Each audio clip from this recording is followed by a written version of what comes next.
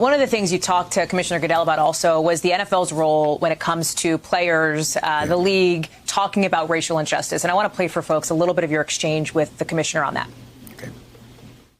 You can talk about so many things that have happened to help our country get to a better place.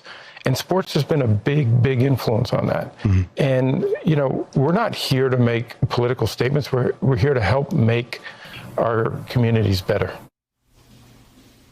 How do you think that's landing, Mike, from players who want to make sure that their voices are heard when it comes to social justice issues? Well, the league has stepped up, Hallie, significantly in terms of listening to their players, which they have even admitted they did not do a good job of 4 years ago when Colin Kaepernick started with the anthem protest. The focus was the anthem and respecting the flag. Kaepernick was trying to point towards the conversation we've really had around the country this spring and summer about police treatment of African Americans, about different things happening in communities.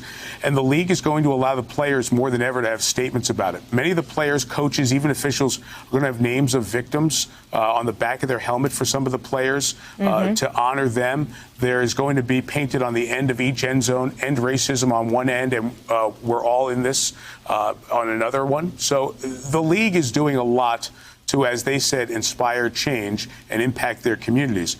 Now, that will not be well received by everyone. Some folks want their sports without political conversation or with social conversations. That will be an interesting reaction to play out over the next few weeks. But you're going to see it as you watch the National Football League, as you've seen it in the NBA and other sports over the last few months. Yeah. This new Post poll from the Washington Post out shows there is support for athletes taking a more vocal stance, increasing support for athletes doing that across the country. And I just wonder quickly, Mike, on final thoughts here, your reflections as you get ready to cover a season that is, frankly, extraordinary, and I am sure unlike one that you covered in recent memory. Or any sport. I mean, there's been 100 years of the National Football League. Year 101 will be one of a kind, like everything else we're going through in life. You know, Hallie, I think this generation of individuals that have cell phones, that have voices that are heard, the First Amendment rights are in your hand now, or in your pocket. You can get out your phone and tweet something or say something. I think they're more willing to have their voices heard and not run away from these things. That plus how they've seen other folks treated is allowing them to use their voice. And I think the leagues are giving them the opportunity to be people, not just players who we watch for entertainment. How that plays out, I think we're months and years away from finding that out. But, hey, we're all supposed to listen a little bit more and try to make the world better. And the listening to these players hopefully can make some communities a little bit better than they have been. Thank you for checking out our YouTube channel.